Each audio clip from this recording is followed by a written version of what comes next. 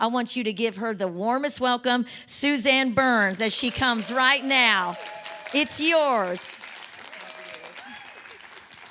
Thank you. I appreciate that so much. And what's funny is, and Rhonda may not even know this, but my mama was the flower girl in Cecil and Joyce's wedding. Yep. So it's a very small world. So I'm very glad to be here tonight. I'm very, very honored to be invited. I've been praying about what I would share with you guys because we do a lot of different things. We've been around now for 11 years. We've housed over 160 moms and their children.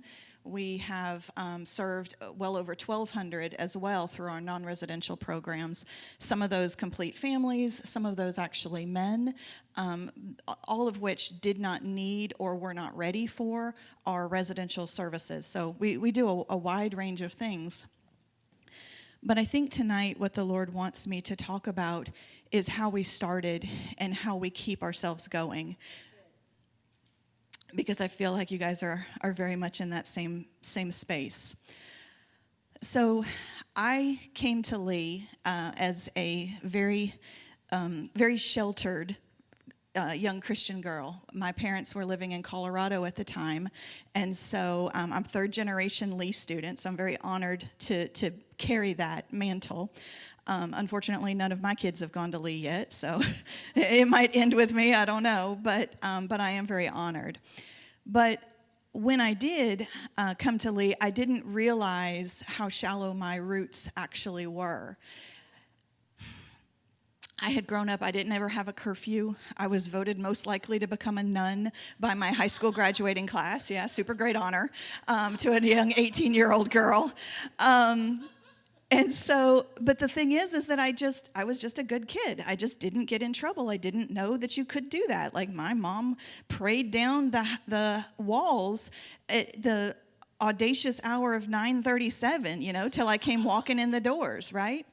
So I had no idea how shallow my roots actually were until I get 1,800 miles away from home. And suddenly, this was back before cell phones. I'm getting pretty old, pretty up there.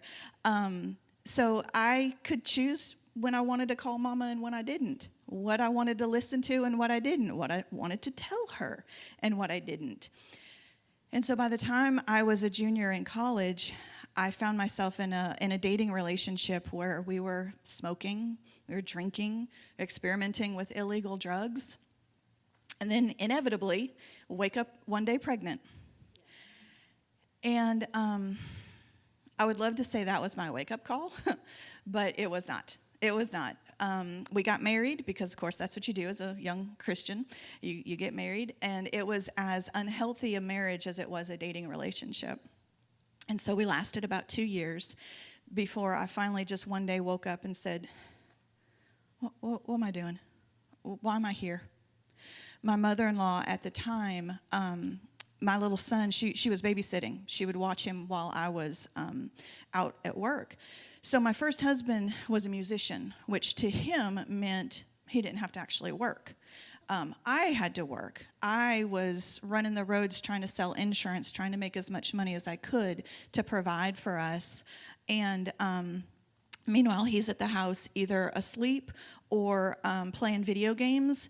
And then when he would have a gig, he'd either get paid in drugs or in furniture. So we ended up with like several futons and TVs. Like, I don't know. But it wasn't money that would pay my phone bill. It wasn't money that was going to pay my rent. I wasn't buying no diapers with what he brought in. And so one day I was really frustrated. I was coming to pick up my son from my mother-in-law's house, and had just had one of those days where, like, appointment after appointment, my territory was Dunlap to Sweetwater. So, I mean, I was running the roads. I was out of gas. I was, finding change in the bottom of the car to try and get a gallon or two. And, of course, fortunately, gas back then was considerably cheaper. So I was at least able to get myself home. But I remember telling her, I was sitting on the edge of the bed while she was, like, picking up his little toys and putting them in his cute little backpack that she had bought him. And I said, I just don't understand why God won't bless me. And of course, she turns to me and she says, well, darling, what are you doing God can bless? And then she just turned back and kept right on doing. She didn't say one more thing about it, didn't make me feel any kind of way. She just asked a question. And in that instant, I was stripped naked. Sitting there on the bed, on the corner of the bed, watching my life flash before my eyes. What was I doing? What was I doing? That was the week before Thanksgiving of 2000. And from that point forward, I quit drugs and alcohol pretty easily that same day. Cigarettes took a little bit more time. Thank you. Cigarettes took a couple more weeks, but then it took several months to figure out what I was going to do with this marriage. And that was really hard because I was raised that marriage is permanent. Marriage lasts. Marriage is forever. My parents would have been married 54 years 55 years. It would have been 55 years this November, but my daddy passed a couple of years ago. And so that's what I was raised to believe. And we went through marriage counseling.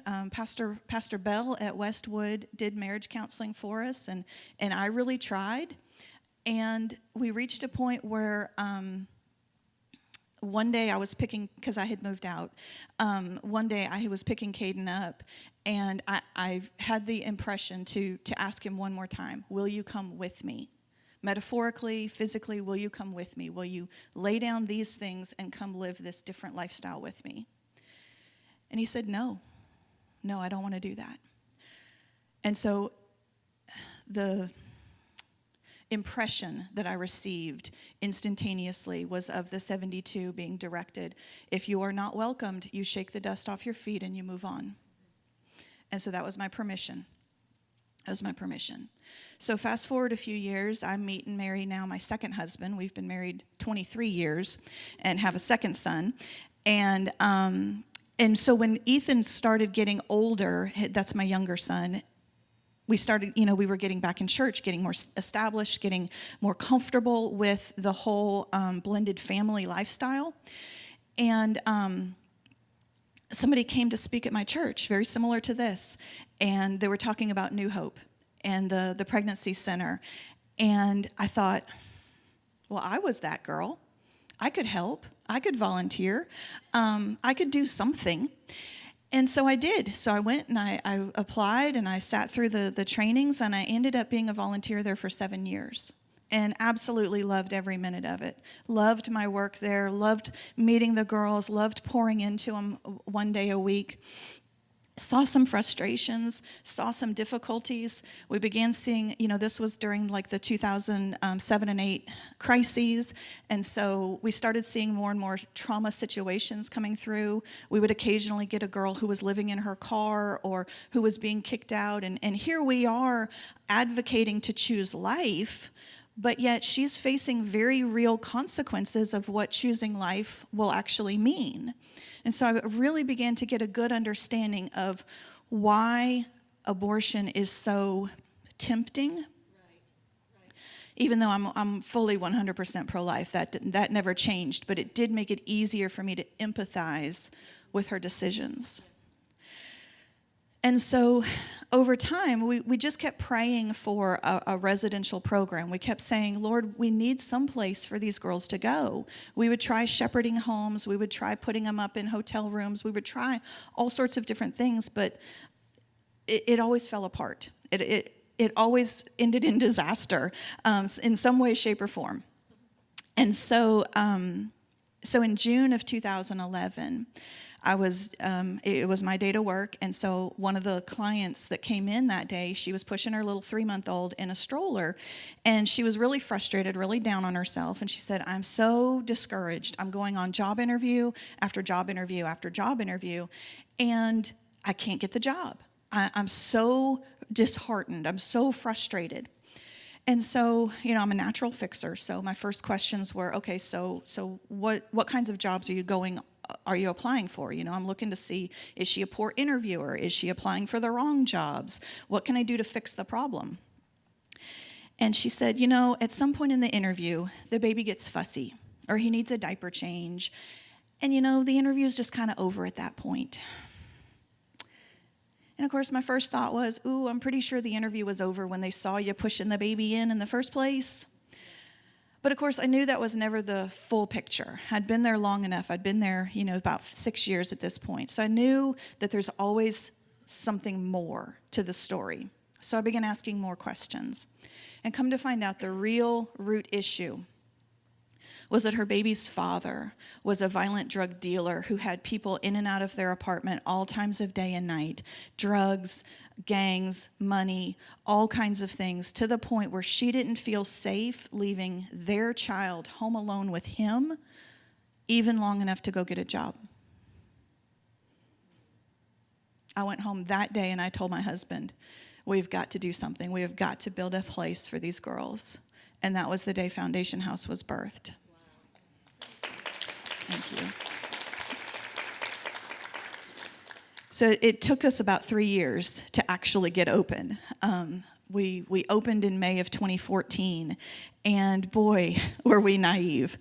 I was used to seeing these girls an hour a month, right? I'm an expert at this. I know their problems. I know how to help. I know how to talk with them. What I didn't know was how well they could mask the truth of the rest of the month, right? So suddenly we start living with these girls. Metaphorically, I've never lived in the house, but I was responsible for them 24/7. Girl, they crazy.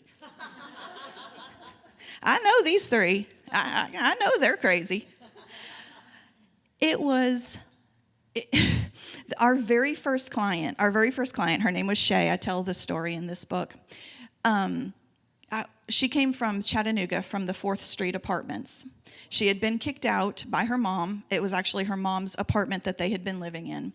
So she comes to us with a 2-week-old, and work with her all through the summer. It was like pulling teeth to try to get her to do anything. She got to the 12th grade before she dropped out of school, and she was about 24 by the time she came to us. So, of course, my little ignorant soul, I thought she got to the 12th grade. I thought she could read, she could do stuff. All she needed was just a little bit of help, get her GED, get up on the streets, to work. No. No. So we get her into GED classes, and all she could say was, they hate me there. It's stupid. They don't know how to teach. They don't teach right. They don't do this right. They don't do that right. And here I am all day long trying to I'm juggling. Like, I'm holding her child while she's in these classes, while I'm trying to raise money from donors, while I'm also trying to figure out what to do with her next and how to keep her moving forward, while I'm also, through the summer, I remember Ethan was there, my younger son was there in the office, because, of course, I couldn't afford childcare of my own, so he's just being raised right up alongside these girls most of his life. And she's just given me grief. 24/7, she's given me grief. I'm like, how can you not understand that you need a GED? How is that? Why are we arguing about this? Why are we arguing about this? How do you not know that this is what you need in order to be stable? But she wasn't having it. And so she found herself a job out in Hamilton Place. Y'all remember we live in Cleveland, right? So, but we didn't know how to say no yet. We do now. So we learned that. So here we are driving her to Hamilton Place every weekend so she could work, and then her mama would pick her up in the evenings, and then she'd stay the weekend, and we'd pick her back up Sunday evening to be with us Monday through, Friday morning. It was the weirdest schedule I've ever seen. But it made her happy. It made her happy. So she's getting to spend time with Mom. Mom's getting to love on her grandson. We've got her during the week. She's finally settling into some of these classes that we've arranged for her. And then just all of a sudden, early September, the bottom falls out of everything. And she just bowed up and stopped. She just said, I'm not doing this anymore. I'm not interested. I'm leaving. I'm packing up and leaving. And first of all, I was devastated. And then I was pissed. So not going to lie. But I was also like, so I gave her an ultimatum. I remember I said, and this is not in the book, but I said, all right, I'm coming to get you tomorrow morning. Pack up all your stuff. I'm coming to get you tomorrow morning, and I'll take you home. But I knew that I'm actually a secret softie. So y'all don't cover your ears up. And so I was fully prepared to get there and see all of her stuff packed, and I would relent. Well, y'all, what do you think I showed up to see? She didn't have one thing packed. If she emptied her purse on the floor, there wasn't nothing packed. She was not ready whatsoever. She was anticipating me giving in. Yeah. And I'm telling you, I raised 2 boys, so mama gonna win. You cannot out-stubborn mama. So she learned the hard way that, by golly, we were going home. And so where I was prepared to be relenting, no, I didn't.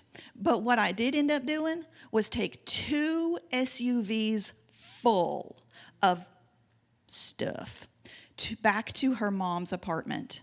I mean, like shoes, boxes and boxes of brand new shoes, purses, all sorts of stuff she bought there at the mall on her job. Oh, that was the reason why she bowed up. That was it, because I finally was like, I have to see your bank statements. You've been saying that you're saying, you've been saving, you've been saying that you're ready. I have to see them. And that was actually the straw that broke the camel's back for her. But it took me 2 SUVs full. And come to find out, she hadn't been saving nothing. Not one thing. So here I am, this brand new fledgling ministry, literally taking our very first client back to the exact same location that I'd got her out of. I hadn't helped her one bit. I hadn't rescued her. I hadn't helped her rebuild her life. I hadn't done any kind of benefit into her at all. That was devastating. We almost closed. There had been like 6 bajillion reasons why we've almost closed over the years, but that was the first one. And very gently, the Lord began to teach me. He began to teach me about poverty thinking and poverty mindset. And then slowly over time, I started to understand that. He started sending me clients where I could, he always sent me a client to help me understand, like, whoo, okay, clearly I don't know something. And then he would send me the education, and then he would send me the clients to begin practicing, to begin actually helping in that area. That's the pattern he's done all over the years. So first it was poverty mindset, and really understanding that poverty thinking is very different than poverty, material poverty. They all too often go hand in hand, but you can be extremely wealthy, and I've met donors that are extremely wealthy and yet are afraid to fall back into poverty, afraid that if they don't have their $2 and $3 and $500,000 in the bank, that they are, one step away from insolvency. They are one step away from homelessness. I can tell you, working nonprofit full time, I'm a lot closer to it than they will ever be. But so we learned about poverty thinking, and then we started getting clients. We had one girl, her name was Alex, and we had got her, she had just turned 18. She was in the juvenile detention center in Chattanooga, and she had been in foster care really since she was about 3 years old. And she had been adopted and then unadopted. Like, I didn't know that was a thing. But it turns out when certain things happen to you within the house, I'm making sure there are no minors in here, few minors in here. When certain things happen to you in your adoptive family's home, that can absolutely be an unadoption. So she went through such great tragedy that from the time she was about 15, she was a runaway. So they finally found her and had her in this juvenile detention center. She's now pregnant with twins, so they call the only maternity home in 150 miles. Lucky us. This was early 2016. And we started seeing an unusual pattern in our little house. The toilet paper was just disappearing. I mean, it was disappearing. And like, this was long before the great toilet emergency and from COVID. So, you know, we really had no idea that there was a toilet paper black market, right? So we started saying, what the heck is going on?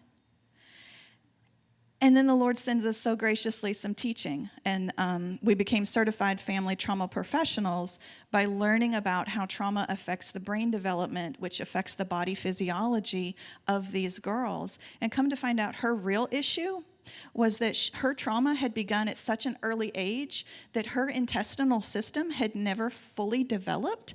So by the time, and then she had subsisted, right, for several years, homeless on the streets, on Cheetos, on Mountain Dew, on whatever she could find. And so she gets into our house, and we're fixing her supper. We're fixing her real meals 3 times a day. We've got actual juice and not just, colored water. And her system didn't know what to do with it. Didn't know what to do with healthy nutrients. And so we learned about the physical effects of trauma. And that answered so many questions in an instant. That was the real game changer for our ministry. When we began to understand that it was not just about getting them into a safe place, getting them a safe bed, getting them security, getting them hope, getting them education, getting them classes, getting their GED, even though they all hate it. It was actually much deeper than that. There's a book called The Body Keeps the Score. And that was one of the big things that the Lord sent me during that time. And it is so phenomenal to understand how your brain and your body are permanently affected by what you experience. And so because of that, now we knew why these girls were the way they were, why they're wearing pajamas to court, why they're taking their babies at 3 a.m. to Walmart, because I need to go to Walmart. It's all the same process. It's all interrelated. And so that allowed us to start walking in so much greater grace, so much greater mercy. Now, we still won't kill them quite often, but we don't. We don't. I mean, that's still illegal in Tennessee. But it makes so much more sense now. And so now we can teach them about brain science and about how trauma caused your brain to be rewired. And that's that quick anger reflex, that quick desire to just run away, to just throw it all away. That's because of what happened to you. That is not your response. And so when we know these things, now we can start to own the response. And so when I don't know that my rapid anger response is a leftover from what I experienced as a child, then I'm powerless to change it. But once I do know, now I have a decision to make. I can do the hard thing and change, which is a very hard thing, or I can go back to those old patterns. But the problem is, even when you go back to those old patterns, you know too much. You know the difference now. And so what we've seen is all too often some of our girls, they will leave too soon, right? We don't have a time limit on our program. We would love to, but we can't, because our mission is to get them to a place of sustainable stability. So when she can maintain her stability on her own, that's when she's ready for graduation and for independence. That's housing, employment, childcare, and transportation. That can take years. So, Lord knows, we're going to have them till Jesus comes back. Okay, they're content with that. So, but what we've seen too often is girls, they get sick of it. You know, they hit a wall where they can't go any further. They can't do it any longer. I just want to go back. I just want to be on my own. I just want freedom. Okay, sis, you know too much now, but you're welcome to go. And so inevitably, what ends up happening is they get right back into those old situations, those old pathways, those old dating relationships, those old drug trap houses, and old actions, right? Because it's what they know. But they know too much. And so now they experience it, and suddenly they're like, oh, that's what you meant. Oh, I am worth more than this. There is a better place for me. I don't deserve to be treated like this. I remember one time Angie Benefield, when she was the director of Harbor House, way back when Foundation House was just getting open. She was a fantastic, fantastic lady. She said, our goal at the domestic violence shelter is not for these ladies to never come back through our doors. Our goal is for them to come in 3 weeks as opposed to 3 years. And that stuck with me so powerfully. And so that's how we treat our clients who leave too early. What's going to be different is the first question, because you're not just going to come back and just waste all my food and eat everything that the donors donate. That's not good. That's not being a good steward on my part. But what's different? Are you ready to come back? Have you learned the difference in where you were and where you could be? And are you ready to do the hard things? And if she's ready, she's welcome to come back. We've had a number of girls who have come back over the years, and every single one who did are rock stars. We have several now on staff, on permanent staff. We have seen girls get married. We have seen girls buy houses. We have also seen girls get their very first car, their very first ability to leave the property on their own and go shoot up fentanyl with their baby in the back seat. We've seen it all. We've seen it all. But it still comes down to choice. She knows too much. And so when you know too much about Jesus, sin can't ever be as enticing as it was. Amen. You can chase after it. You can try to recapture the fun, but it is not ever going to be as much fun as it used to be. It just can't be, because you know the truth. And so these girls will text us. They'll scout us out on Facebook. They'll say, hey, what's Miss Lisa cooking for supper tonight? They'll say, hey, can I get a ride? Hey, do you have any diapers nearby?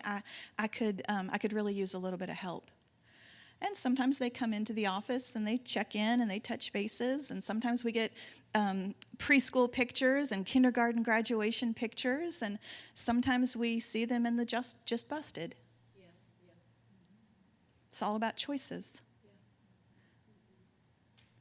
But we don't do anything different than any of these other programs. All we really do is love them. We just love them.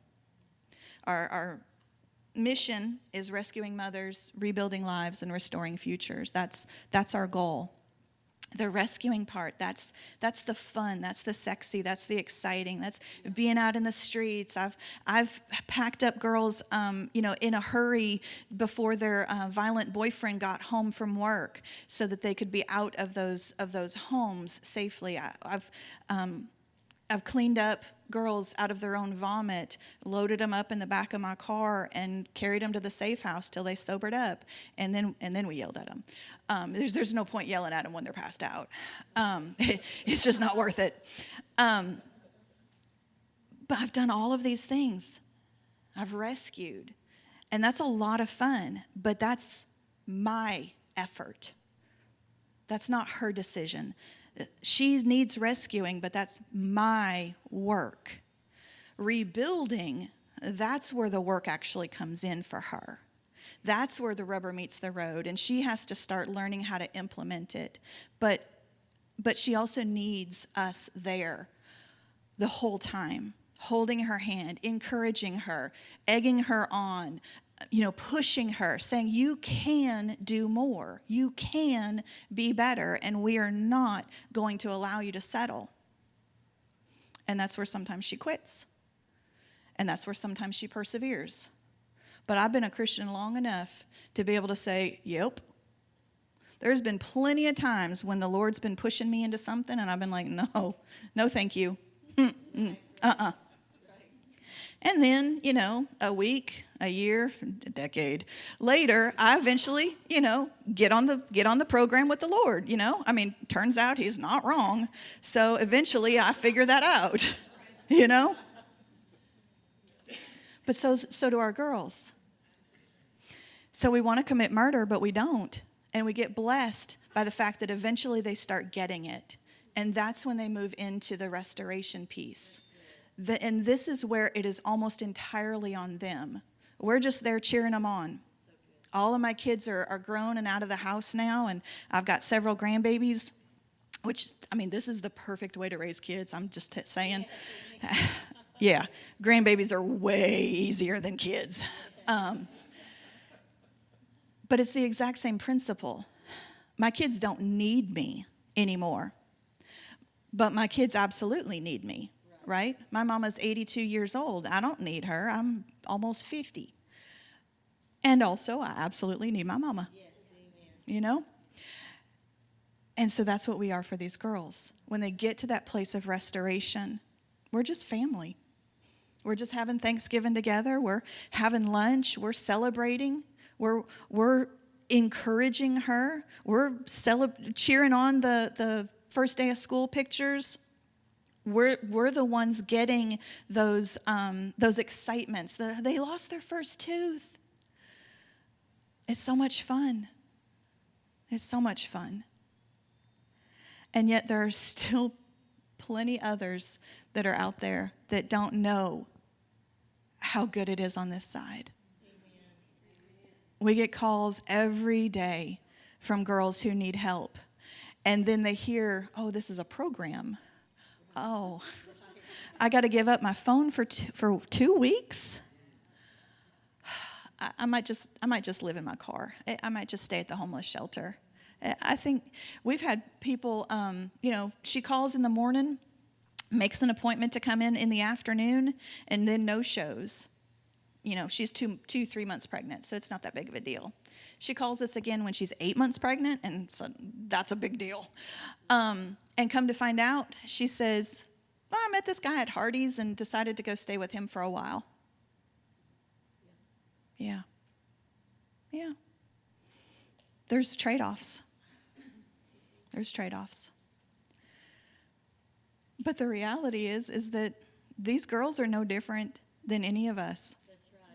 That's right. We've all traveled roads that have led us through trauma. We've all had to battle poverty thinking. Even if we were raised in Anatole, we still have to battle the idea that God's not enough. And so these girls, they just go through exactly what we go through. You may not have had a meth addiction. You may not have had criminal charges, have felonies hanging over your heads. You may not have lost custody of children, but also you may have. You may have. You may not have divorce in your background, but you may have. The reality is that we are all in the exact same place, slowly allowing the Holy Spirit to help us be more fully conformed into the image of Jesus. And so even when these girls leave, even when we are so angry or we are so disappointed or we desire so much to beg them to stay, we know that sometimes that is part of her journey that is going to bring her ultimately to the feet of Jesus. And so as much as we grieve, we trust that he knows better than we do. And so everything we do everything we do comes down to, how can I love you as Christ loves? How can I show you what unconditional love looks like? Now, I was blessed with a very realistic mama. And one of the things she taught me over the years was there's two things that I will never forget. First of all, she taught me I'll tell you what I was going to tell you first, and then I'll allow myself to get sidetracked because it's a funny story. But what she would say is, honey, I love you unconditionally. I love you so much that the doctors had to cut you out of me. She had to have C-section.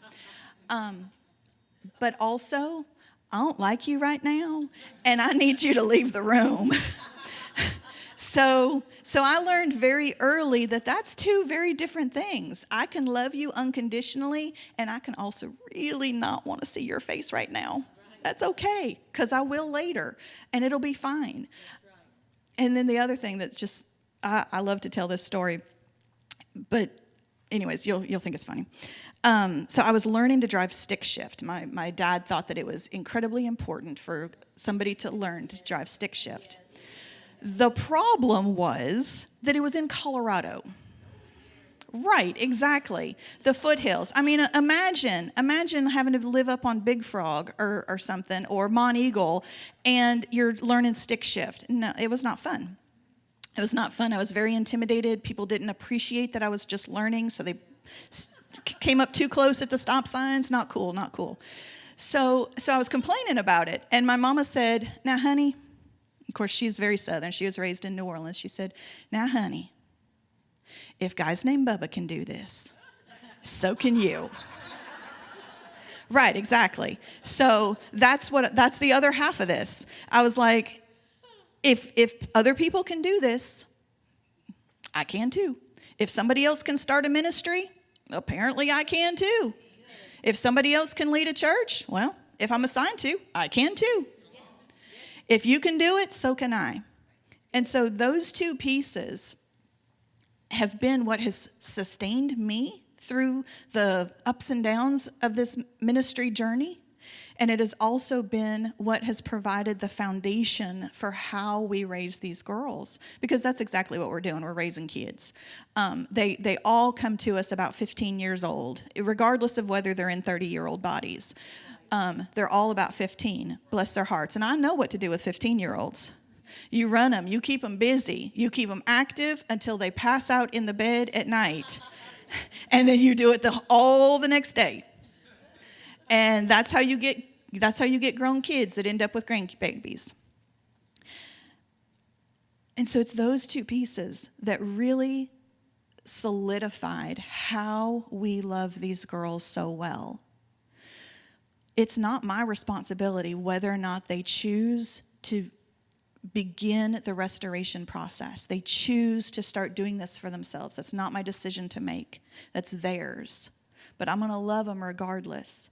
I'm also going to come really close to murdering them.